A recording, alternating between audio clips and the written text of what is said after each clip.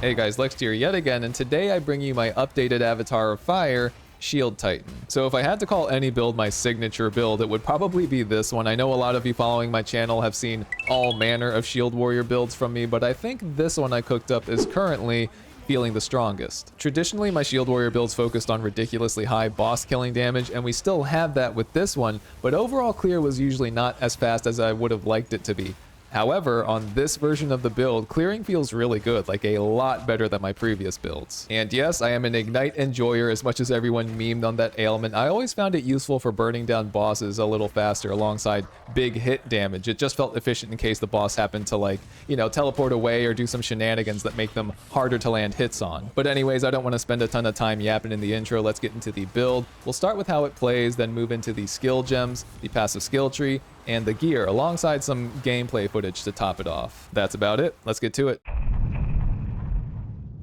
Alright, so in this section of the video, I'm just going to give you the broad strokes of how clearing works with this build, how blasting down pinnacles works, simulacrums, etc. Here we go. As I said earlier, clearing has traditionally felt mediocre on my Shield Warrior builds that were more focused on pinnacle slaying, but I think I've budgeted the roles in the skill tree and all that fun stuff to help out a lot more with clearing here. This is obviously no cast on crit carpet bomb the entire map kinda meta build, but you deal a lot of damage in a circular AoE around your character using Fortifying Cry and Resonating Shield, which is mostly what I use to clear maps here. I've invested in a lot of AoE, and you can see that we're hitting in a pretty wide circle around us, but to also assist in clearing, I've socketed Leap Slam into the build, mostly for mobility, but it does deal some respectable damage, honestly. This is mostly to jump right into the best spot for some Resonating Shield taps, and Fortifying Cry is usually cast sometime right before I leap so that we have some shield waves banked up and can just start tapping immediately after landing. Aside from that, we obviously have Shield Wall, and this one paired with Fortifying Cry is our hardest hitting combo that I use for boss killing.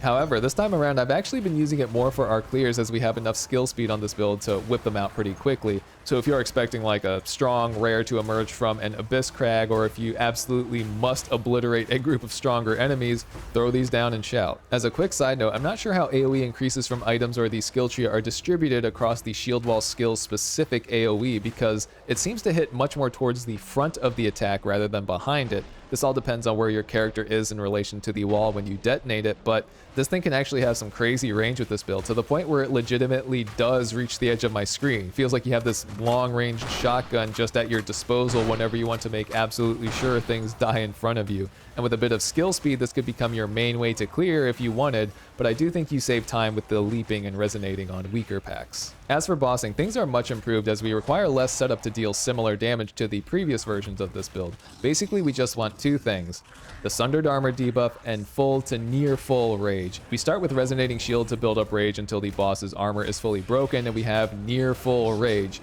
Then we apply Sunder Armor. Once Sunder Armor is applied and you are basically rage capped, it is time to Infernal Cry, Shield Wall, Fortifying Cry, Shield Wall, Fortifying Cry, maybe another Infernal Cry for good measure, then Shield Wall and Fortifying Cry. I mean, the boss is probably well and dead by now, but that's all there really is to it. Though as a quick PSA with how this build functions, you will deal the most damage if you are using this combo right on top of the boss, basically like a true melee skill, so don't be afraid to get in there when you see that it is, you know, safe to do so. This build is also capable of tackling Simulacrums pretty easily as well. Honestly, each round I just start by building rage and killing some mobs with Resonating Shield, Fortifying Cry, and Infernal Cry, but once I'm rage capped, I kid you not, I'm usually just spamming Shield Wall and Fortifying Cry over and over again without even moving. Like, the mobs really don't hurt at all, so I can just shotgun away. When the bosses show up in later rounds, I focus up a bit. I usually just Infernal Cry a Shield Wall down and blast them when I'm close by.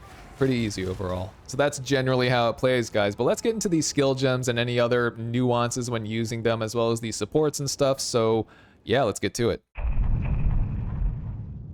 Alright guys, from the top, Resonating Shield is up first, and this is obviously the way we are breaking armor on this build, as well as a way to gain rage, act as a vehicle for shield waves from Fortifying Cry, etc. The skill itself doesn't really deal that much damage, but it's useful in that it helps us crank out those shield waves while clearing and active blocking at the same time. Really nice to just negate all hit damage wherever you are facing as you're wiping groups. And I have it socketed with Ignite and Fiery Death here. The first one is there for just more ignites. We want to be hitting burning targets on this build, but it also synergizes with Fiery Death and assists with clearing as corpses explode on this skill. The damage isn't outrageous or anything, but it does feel like it helps a bit, especially as I'm plowing through a breach or something. Oh, and one note, if you are running Simulacrums, those mobs actually don't leave behind corpses, so Fiery Death won't actually do anything there. You may want to swap it out for something like Blind if you want more survivability, or maybe Armor Explosion, just something that you prefer that'll help you out when running those specifically. And Deadly Resolve, real quick. Deadly Resolve, I talked about this a bit in my Druid video, but this gem is actually a little insane. The damage it deals is crazy, and we're hitting the max like 20-ish K armor that this support gem scales off of, so you will notice it doing tons of work when you get tapped by mobs. It'll swipe them down. I honestly cannot recommend this enough.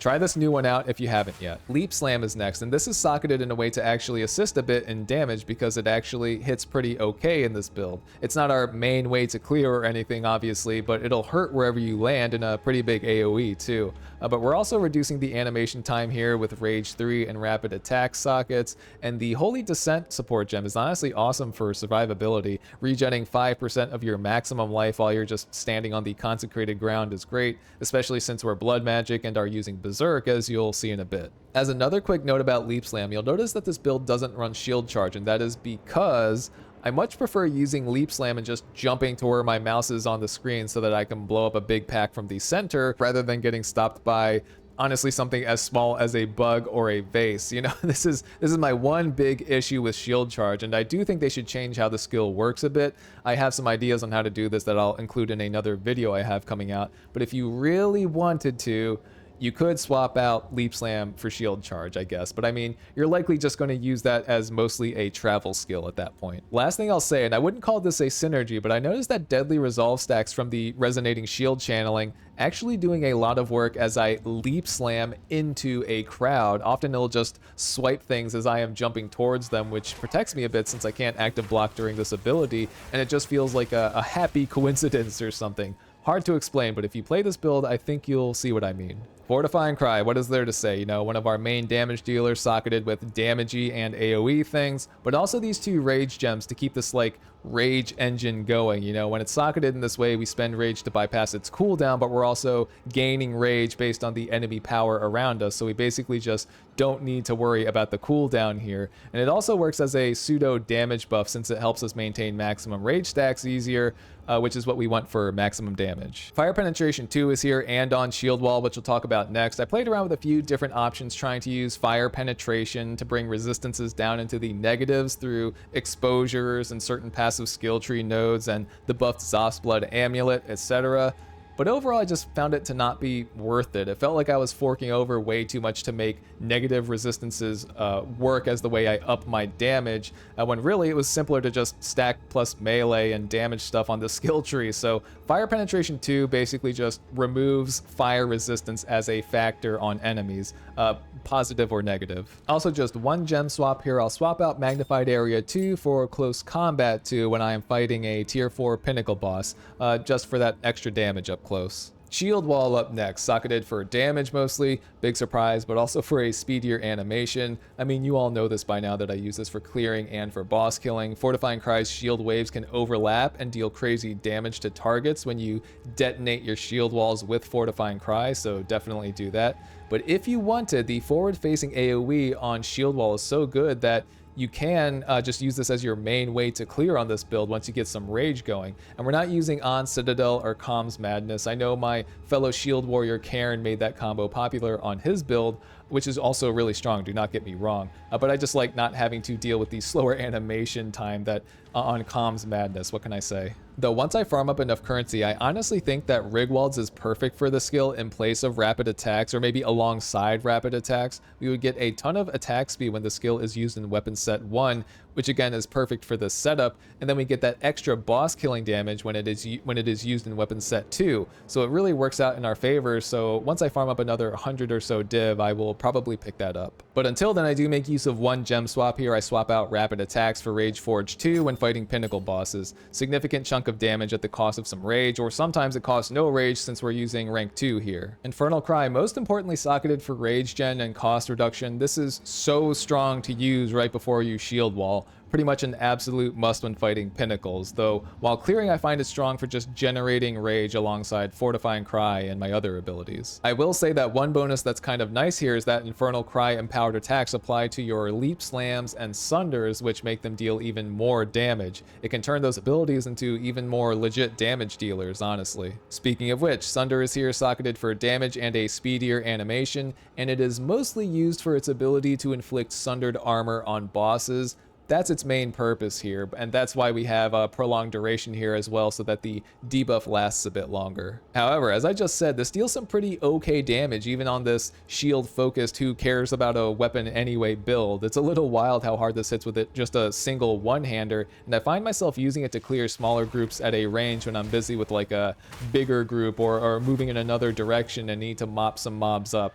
Actually liking this ability more and more as I use it. Oh, and I should have mentioned this with Leap Slam, as it has these same two supports, but real quick, we socket Sunder with Rage 3 and Rage Forged 1 specifically because we actually want this ability and Leap Slam to benefit from Rage 3's increased attack speed. And we don't get that attack speed benefit while we are at full rage. So basically, we don't want to be rage capped when we use these skills, and Rage Forged 1 ensures that we aren't, so that we always get the faster animation bonus. Spirit Gem Scavenge Plating is a no-brainer. Resonating Shield is breaking armor all the time, and we are armor stacking for our tankiness on this character. So there you go, honestly. It's socketed in a way to help with survivability and accuracy, though I would consider the survivability much more important here. Vitality and cannibalism are both very important, so those are the two I'd prioritize on your spirit auras. Alright, through Gritted Teeth, I am using Herald of Ash. I can't deny that it helps quite well with mopping up mobs, and it's socketed for some more AoE and duration on enemies. And if you've been following me for a while, you know why I said Gritted Teeth. This ability annoys me because it used to be so bad. They buffed it so it's a little less bad a couple patches ago. But guys, the skill still says that it ignites, and it still does not ignite. It deals burning fire damage over time, but the tooltip is lying to you. It does not ignite. Big PSA here, and it's been this way since 0.1, so please, GGG, just fix the tooltip or make it ignite. I can't believe it's still like this, to be honest, but anyways, moving on. Berserk, no sockets here because of spirit limitations, but we're getting a lot of value out of this. Not quite as crazy as on my Druid character that you may have seen, but you'll see why we're actually doubling up a bit on the rage bonuses here thanks to the passive skill tree. And that's about it. Those are the gems, y'all. Again, there are links to this build as always in the description box of this video if you want to review in more detail what this all looks like or read my write-ups on Mobalytics. But for now, it's time for the passive skill tree. Alright, I'll show you a quick mouse over of the build as always. If you've been following these Avatar Fire Shield Warrior builds of mine, this will look pretty familiar overall, but we do have some pretty significant changes to budget more of our passive skill tree points towards things like Area of Effect, as I mentioned earlier, but also for some armor stacking, as well as getting us more damage value out of Rage. But yeah, let's go over what this currently looks like and maybe some alternatives you guys can pursue. Starting out with the Ascendancy, I'm not going to take too long here. You all know Hulking Form is a big part of what makes the Titan Ascendancy so strong. All of your small passives, not your pathing passives or notable passives, mind you, will give you 50% more of their effects, which is just like universally useful, to be honest. And as far as the other notables go here, we're going for the armor to the chest armor node here, obviously for more armor since that's what we're stacking for survivability. And then the big health boost here, we're not interested in these slams or stuns. Really, those are for builds with a different focus, in my opinion. All right, let's get into the tree. Pretty obvious stuff for the most part, going down this branch to grab these notables here. Nice combination of strength, damage, survivability, health regen between them. We grab these two here set to weapon set 1, which is our clearing set, as well as the skill speed stuff here, obviously, and then branching off to this gain physical damage as extra fire damage here. Down here, things get a little more interesting. Got some AoE stuff set to weapon set 1 also over here. And then down here are some brand new nodes that arrived with this patch. In this string, we have some fire and attack damage nodes here. Very strong point for this build. And the notable here gets us a bit more, but this notable, Eclodal's Inferno, I think I'm pronouncing that correctly, grants us 1% increased fire damage per rage stack. So we're basically doubling our base rage damage bonus, and that's what is making Berserk so useful to run on top of all this. Back up here on the main path, we grab these rage nodes here set to weapon set 2, our boss killing set, and this is mostly to help us maintain rage on bosses, and we get that extra +4 to maximum on the notable there. I think it's useful overall, but I could see you redistributing these points for more boss killing damage if you feel like you need it like somewhere else. Definitely not a set in stone bunch of points here or anything. Resolute Technique. It's not as good as it used to be, but I do like doubling up my accuracy rating, and I'm not scaling critical, so it is valuable to me, especially to ensure that the max range of our AoE on our attacks is hitting 100% of the time. Juicy attack damage branch here with some weapon set 2 points for some amplified ignites to once again help us burn away bosses with some heavy hitting shield walls. Those ignites hurt real bad off of them. These Warcry nodes are very important here. Definitely want to grab all of these as we are shouting a lot and want to make sure we are empowering as many attacks as we can, as well as making our empowered hits hit as hard as they can. Personally, I may shift some points around to get this armor break stuff down to punctured lung potentially. Fully armor broken enemies not being able to regen life is pretty useful, especially against certain bosses like the Expedition Pinnacle guy. He just doesn't have a phase 2 if you have this slotted, so it's worth a think. Back down this branch, we grab these movement penalty with raised shield nodes for our clearing set. Guys, you feel the difference immediately, and this makes clearing with Resonating Shield and Fortifying Cry feel a lot better. Then back down here, useful armor and armor applies to elemental damage nodes, working my way to the notable with my leveling currently. Some useful maximum rage nodes here, and then this small branch is set to weapon set 1 for Ignore Pain, which just solves our stun threshold issues, so definitely a must-have for this build. And then we path to the Molten One's Gift once again, and this is the notable that allows our armor broken and sundered armor debuffs to apply their bonuses to fire damage as well. Obviously very useful to us and just another must-have for the build. And while we're down here, I'm just going to talk about this real quick. I found that it was just going to take too many pathing points to reach momentum and light on your feet down here. And these two are just such insane quality of life nodes for movement speed on a heavy armor wearing character, so I opted to buy a From Nothing diamond that lets me allocate skills in the radius of Vol Pact, as you can see here. And this was a pretty cheap one too, only about 2 div. Alright, up this way, Avatar of Fire, big surprise, small branch here set to weapon set 1. This is what allows us to Fortifying Cry and always hit a minimum of 3 empowered attacks no matter what, with no enemies around us even. Definitely super useful for the build, especially since I often shout before I leap slam into groups. Great little branch here. Weapon set 2 stuff here, mostly just for ignite magnitude and some extra boss killing damage. Not sure if we need Overheating Blow, as this will only be relevant when a boss is heavy stunned, which is possible during our shield wall combo since they hit so hard, but these 2 points I'm just kinda experimenting with for now. This branch here, honestly very important for shield builds in my opinion. This is a lot of damage between these 3 nodes, and on a Titan we're getting 15% attack damage here, 15% here, and then 4% attack damage per 75 armor on your shield. And with my like 1.1k armor shield, this is around 60% increased attack damage if my math isn't too far off. So yeah, crazy useful. Always grab this on a shield build. Blood magic, so we don't have to worry about mana in any way and are making use of our very large health pool. We just have to stack some health regen through your gear and otherwise, also to cancel out berserk degen. But anyways, bunch of AoE stuff over here set to our clearing set. And these 2 branches here, top one once again for AoE on weapon set 1, bottom portion set to weapon set 2, big melee damage when at close range, so don't forget shield wall on top of those bosses. More weapon set 2 stuff here for increased damage and ignite duration. Then we go all the way up here for these nodes. Warcry speed is nice. I kind of wish I had a bit more to be honest, but that's okay. The top branch to this notable is pretty strong for damage on empowered attacks, and it helps us clear a bit with the enemies exploding. And this notable, Cremating Cries, really helps out across the board since all of our attacks are empowered, but this is especially useful for our shield wall combo, as I'm pretty sure we're doubling up on the effect here, empowering our shield wall with Infernal Cry, and then the shield waves from Fortifying Cry are separate types of empowered attacks, I believe. So we're just getting a lot of damage value out of this one. Grab this jewel node here, obviously too good to pass up, with the Megalomaniac diamond giving me slow burn, which is up here. It's just more ignite duration and magnitude, mostly for the single target utility to be honest. And this also happens to grant me Towering Shield as a nice bonus since I happen to be a shield build. This was also on the cheaper side, again for around 2 div, but You know, I'm sure there are some more expensive ones that you could get if you wanted to drop some money on one that had like volcanic skin or something. As for some alternatives, if you wanted to be tankier, you could invest some of those damage nodes into more tankier ones, like the armor applies to elemental damage notable here, or some more skill speed, honestly. There's a cluster here that I really like that I might shift some points towards, honestly, or even this one down here, 15% after being hit. That's basically free on this build, so that's honestly something I might consider. Gems are pretty straightforward. Rubies with empowered attack deal increased damage, as well as increased damage against fully broken armor. I mean, just being able to stack both of these where you can is so strong. And then, yeah, I mean, relevant suffixes of your choice. Life regen rate is good. Warcry speed, again, also useful for this build. But that's how I'd recommend for rare jewels. And that is how the passive skill tree is looking and will stay for a bit. Again, check the build links for reference in the description box, but we're moving on to the gear.